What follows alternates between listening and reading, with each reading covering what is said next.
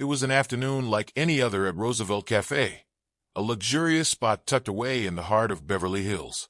The scent of espresso lingered in the air, blending seamlessly with the faint aroma of freshly baked croissants. The polished marble floors gleamed under the warm lighting of the chandeliers, casting a golden glow over the neatly arranged tables. The cafe was more than just a place to enjoy a fine cup of coffee. It was a stage for the wealthy to see and be seen. Seated near the window, Sean "Big Shaq" Thompson sipped his coffee in quiet contentment. Even in his casual hoodie and designer sneakers, his towering frame and unmistakable presence made it impossible to go unnoticed. To the world, he was a retired NBA legend, a man whose name commanded respect. But today, he was just another customer, enjoying a rare moment of solitude away from the public eye. A few tables away, Victoria Lancaster tilted her crystal wine glass, watching the deep red liquid swirl inside. She was the picture of elegance, her Chanel dress hugging her frame, her pearl necklace resting perfectly against her skin. The air around her carried the unmistakable scent of expensive perfume. But as she lifted her glass to her lips, her gaze lingered elsewhere on Shaq. She set the glass down and leaned in toward her companions, speaking just loud enough for the words to drift across the cafe. "This place used to have standards," she mused, her voice laced with condescension. "Now, it seems like just anyone can walk in." Charlotte, one of her longtime friends, chuckled behind her napkin, but Lauren, sitting to her right, stiffened. Her fingers lightly tapped against the stem of her wine glass as she stole a nervous glance at Shaq. He hadn't reacted. He had heard it. She was sure, but his expression remained unchanged, his focus still on his phone. But Victoria wasn't satisfied with silence. She took another sip of wine before setting the glass down with a deliberate clink. Then, with a practiced grace, she rose from her seat and strode confidently toward Shaq's table. The cafe's murmur of conversation continued, but a few heads turned, sensing an impending moment of tension. Stopping just beside Shaq's table, Victoria tilted her head slightly, lips curling into a smirk. "Maybe you should go back to Africa where you belong." A hush fell over the cafe. The light chatter evaporated. The sound of clinking cutlery ceased. A waiter carrying a tray of pastries hesitated mid-step, uncertain of whether to move forward or retreat. At a nearby table, a young man instinctively reached for his phone, his fingers trembling as he hit record. Shaq exhaled slowly, placing his cup down on the table. Then, with deliberate calm, he removed his sunglasses and met Victoria's gaze. His expression was unreadable, his deep-set eyes unwavering. "What did you just say?" His voice was steady, not raised, but it carried across the cafe like a rolling wave. Victoria smirked again, her confidence unshaken. "You heard me." And she had spoken just loudly enough to ensure that everyone else in the cafe had heard her too. The young man at the nearby table pressed the upload button. Within seconds, his post was live. "Wealthy woman tells NBA legend to go back to Africa in shocking racist encounter." The cafe remained still. No one spoke. All eyes were locked on Shaq. And for a moment, time itself seemed to slow. But instead of fury, something flickered in Shaq's gaze. Something unexpected. Determination. Because he wasn't just going to let this pass. No, he had something bigger in mind. Something that would change everything. By the time Shaq walked out of the cafe, the internet had already ignited. The video, just a few seconds long, spread like wildfire across social media. Within minutes, retweets and shares flooded every platform. Outrage erupted, and soon, the hashtags #VictoriaLancaster, #RespectShaq, and #RacismExposed dominated the trending lists.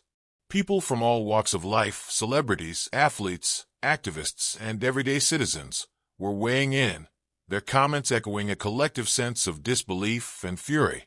Victoria, however, remained oblivious. She had returned home, reclining on her designer couch with a glass of wine, flipping through a magazine as if nothing had happened. Then her phone buzzed, and buzzed again, and again. Within seconds, the device vibrated nonstop, calls, messages, notifications from every corner of her world. She frowned and set down her drink, reaching for her phone. The screen lit up with dozens of missed calls from her PR agent, friends, business partners.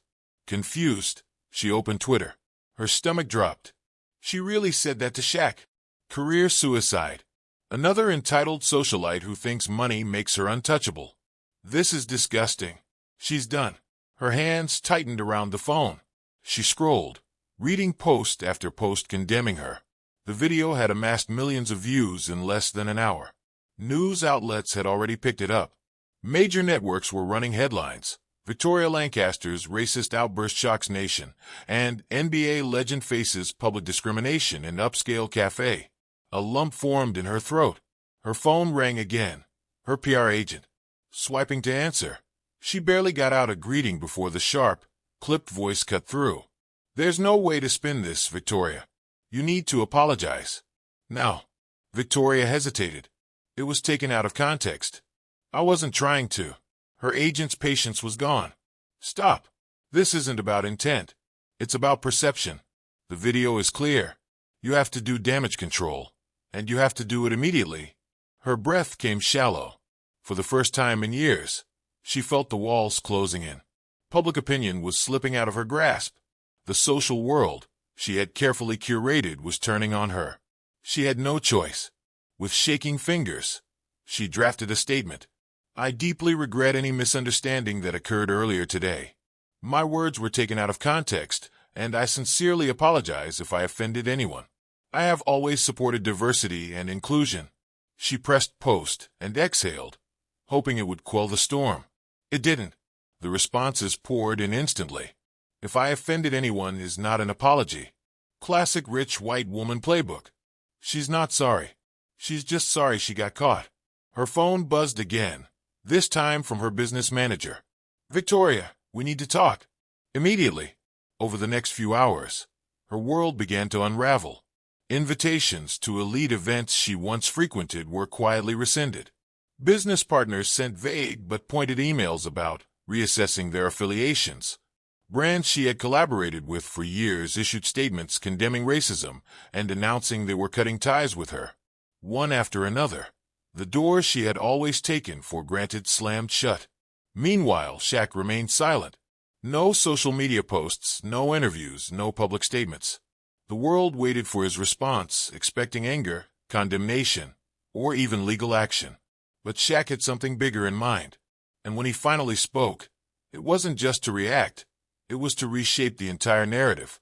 Shaq sat alone in his home office, the glow of the computer screen illuminating his thoughtful expression.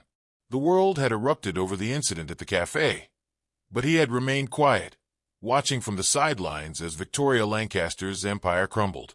He scrolled through an article on his screen, the bold headline catching his eye. "Victoria Lancaster's empire on the brink of collapse." He exhaled, rubbing his chin as he read through the details. Behind the lavish facade, Victoria was drowning in debt.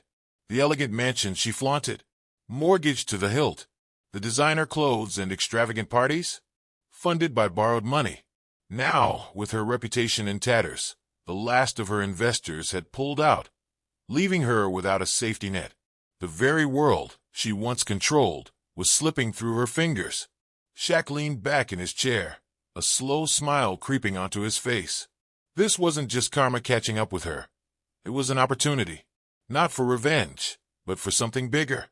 He didn't believe in tearing people down, but he did believe in lessons. And this was one Victoria would never forget. A few days later, the Lancaster estate, the pinnacle of her wealth and status, was listed for auction. It had once been a symbol of exclusivity, a place where only the elite were welcomed. Now, it was just another asset being liquidated to cover debts. The auction house was buzzing with anticipation. Wealthy investors and real estate moguls filled the seats, eager to get their hands on a piece of prime Beverly Hills property. Victoria sat in the front row, her posture stiff, her carefully curated mask of confidence beginning to crack. She had fought tooth and nail to keep the estate, but the numbers didn't lie. She had lost. The bidding began at $5 million. Hand shot up. $6 million. 7. 8. The numbers climbed higher, and Victoria gripped the armrests of her chair, watching as strangers decided the fate of the home she had once ruled over. Then, at 10 million, a pause.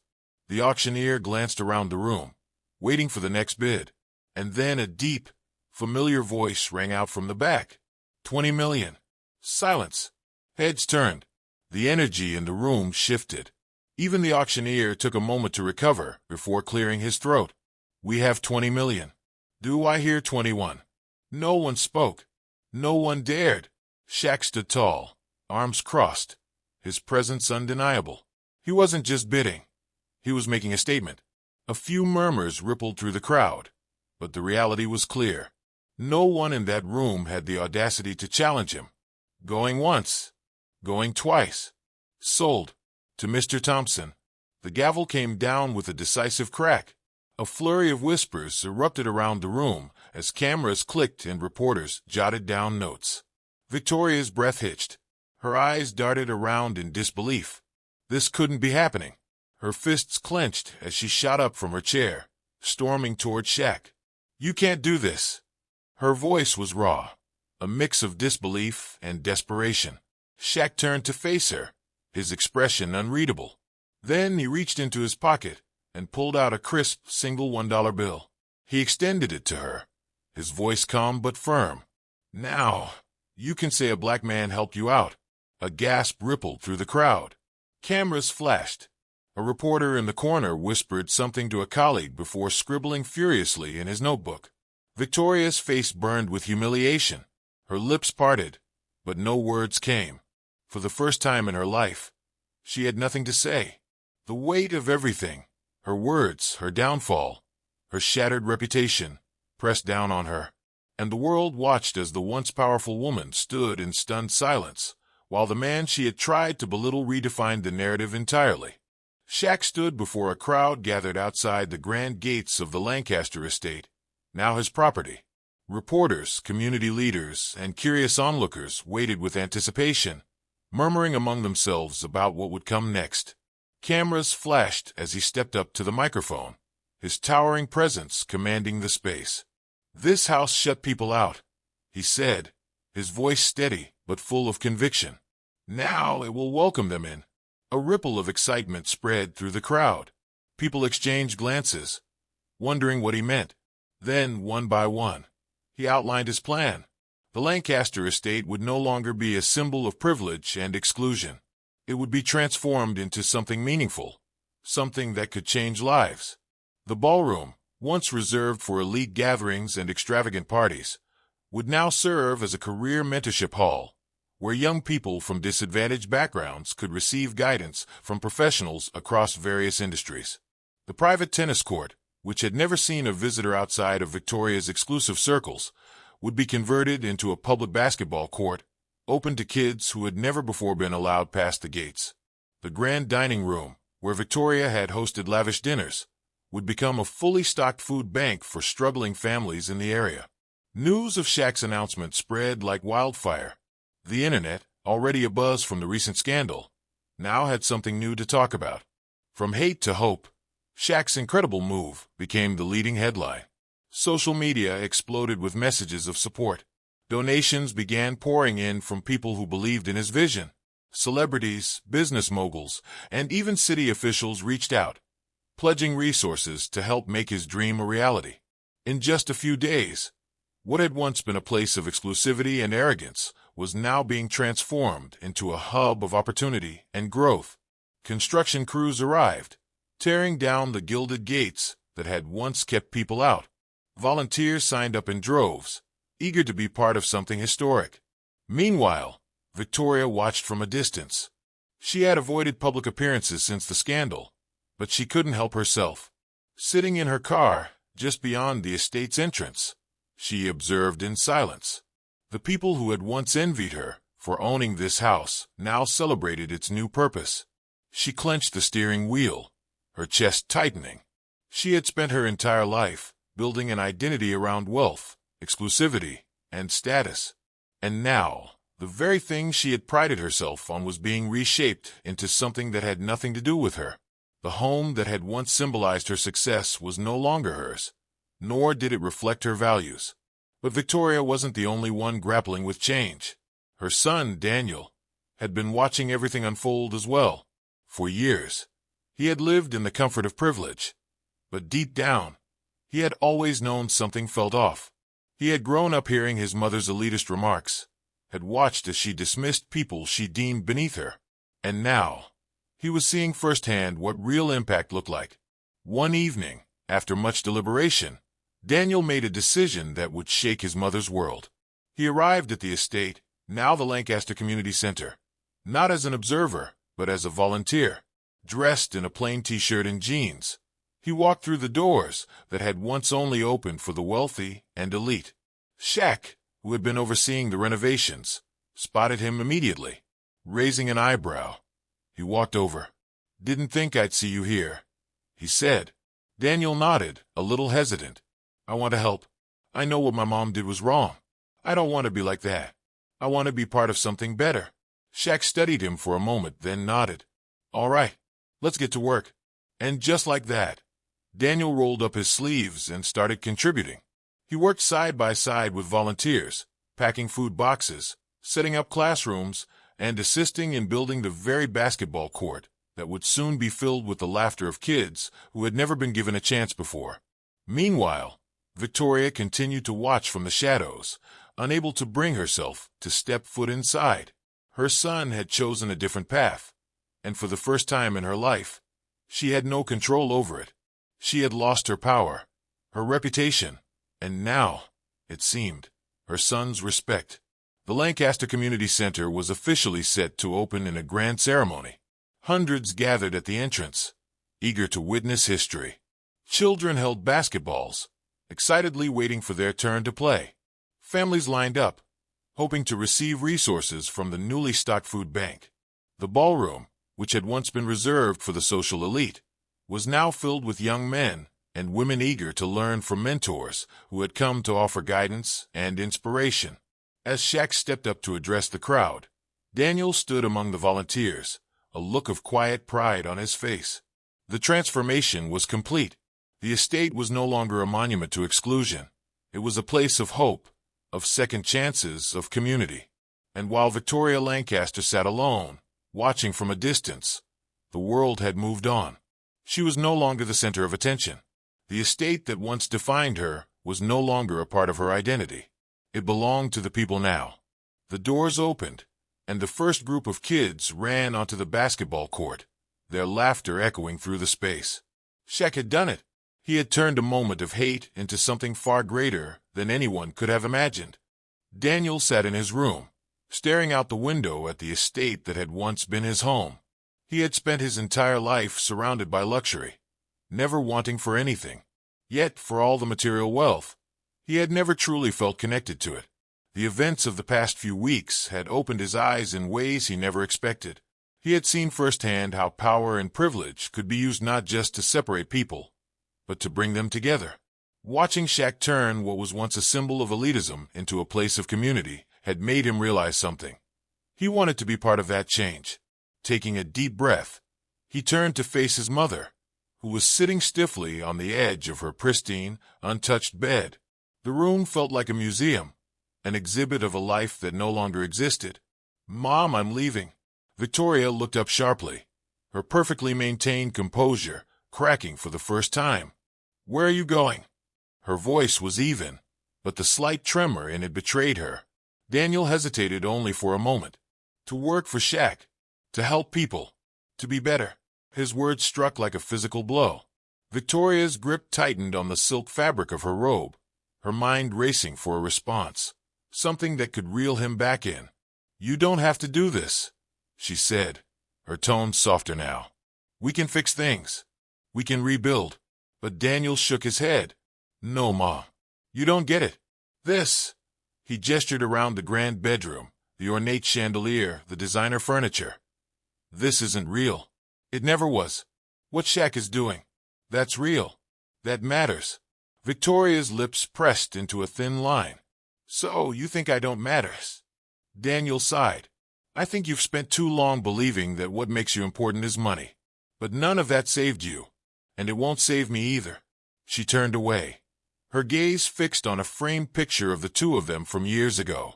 A time when things were simpler, when she was admired, respected, when she was still in control. "You're my son," she whispered. "You don't need to prove anything to anyone." Daniel took a step closer. "I need to prove something to myself." There was nothing left to say. With a nod, he picked up his duffel bag and walked out, leaving Victoria sitting in the dimly lit room alone. At the community center, Daniel arrived early the next morning, stepping through the doors of what had once been his family's estate, now transformed into a space full of life and purpose. Children ran through the halls, volunteers organized supplies, and laughter echoed in a way that never had when it was just a house of privilege. Shaq spotted him and nodded in approval. "Didn't think I'd see you here so soon."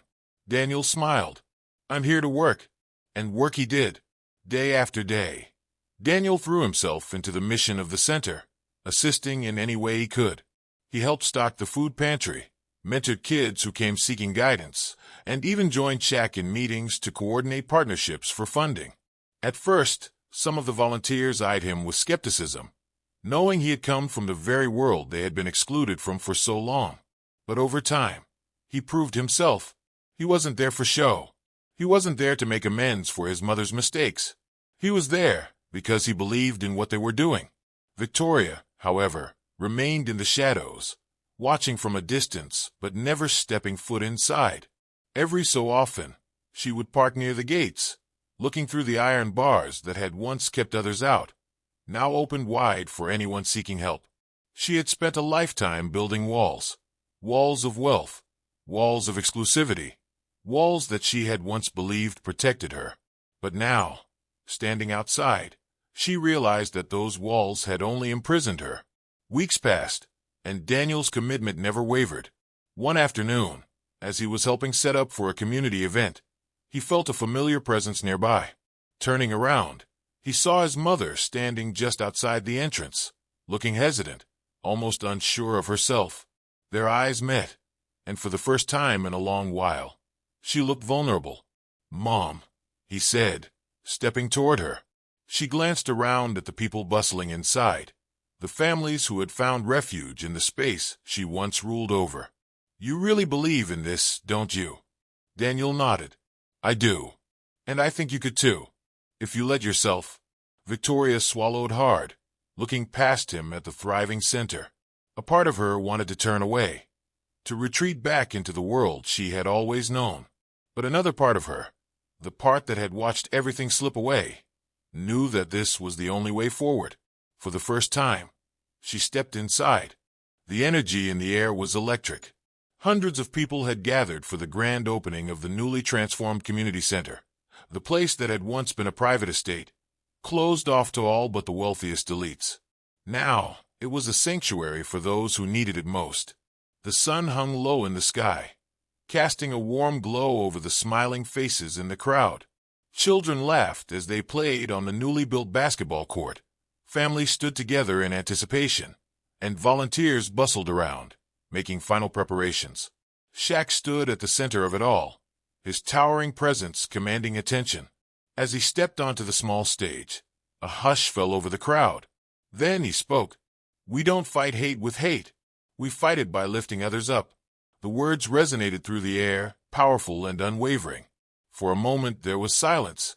Then, applause erupted, growing into a thunderous roar as the audience absorbed the weight of his message. People clapped, some even cheered, moved by the transformation they had witnessed, not just of the estate but of the people it now served. Daniel stood among them, looking up at Shaq with admiration. A few months ago, he had been part of a world that saw status and wealth as the ultimate power. But now, standing there, he knew that real power came from something else, something deeper. It was about action, about lifting others when they had been pushed down. He reached out his hand, and Shaq took it firmly. A handshake that symbolized growth, redemption, and a commitment to something greater than themselves. Victoria sat in a parked car just beyond the entrance, her hands resting in her lap. Through the windshield, she watched the scene unfold, her once prized estate now unrecognizable. It wasn't just the changes to the building the new signs, or the open doors. It was the people. People who had once been invisible to her, now thriving in a place she had once called her own. Her heart was heavy, but for the first time in her life, she wasn't mourning the loss of material wealth. She was mourning the years she had spent believing in the wrong things. The event continued, with speeches from community leaders, performances from local youth, and a ribbon-cutting ceremony that symbolized the official start of something new. Inside the center, rooms that had once been adorned with fine art and expensive decor now held books, desks, and learning materials. The extravagant ballroom had been repurposed into a career mentorship hall, where young people could seek guidance from professionals who wanted to help them succeed. The grand dining hall, once reserved for the most exclusive of guests, had become a food bank, stocked with fresh produce and essentials for families in need. Shaq walked through the halls, stopping to speak with volunteers and visitors alike. He knelt beside a young boy who had been watching him with wide eyes. "You hoop?" Shaq asked, nodding toward the basketball under the boy's arm. The child grinned and nodded eagerly. "Well," Shaq continued, patting the boy's shoulder, "this place is for you now. You and everyone else who needs it." The boy's smile widened as he ran off to join the others on the court. Daniel watched from a few steps away, shaking his head in amazement. "You really did it," he said quietly. Shaq turned, giving him a knowing smile. "We did it," he corrected. "It takes a team." Daniel exhaled, nodding. He thought of his mother, of the world he had left behind, and of the people who had become his new family. He had no regrets. Outside, Victoria finally reached for the car door handle. She hesitated for a moment, then let out a breath she didn't realize she had been holding. This was no longer her place, and maybe it never really had been.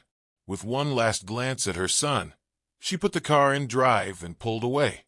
As the sun dipped below the horizon, the crowd remained, celebrating what had been accomplished. But this was more than just a single event. It was the beginning of something much bigger. A movement. A legacy.